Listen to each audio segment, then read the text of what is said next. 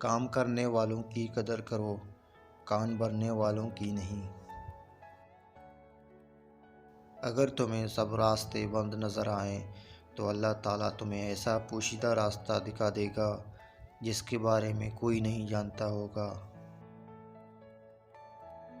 کسی بڑے آدمی کے ساتھ تصویر بنا کے اس سے اپنا تعلق ظاہر کر کے خوش ہونا بھی ذہنی غلامی کی ایک قسم ہے جو کہ آج کل عام ہے۔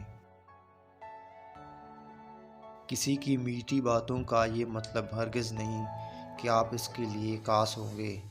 بعض اوقات کبوتر کو کھلانے کے لیے نہیں، پکڑنے کے لیے بھی دانہ ڈالتے ہیں۔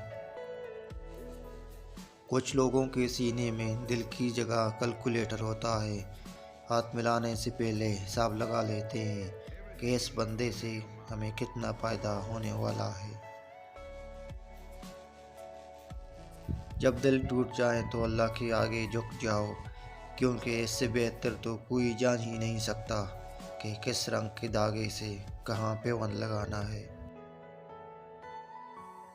اس معاشرے میں عورت کا مرتبہ کیسے بلند ہو سکتا ہے جہاں مردوں کی لڑائی میں گالیاں ماں بہن کی دی جاتی ہے۔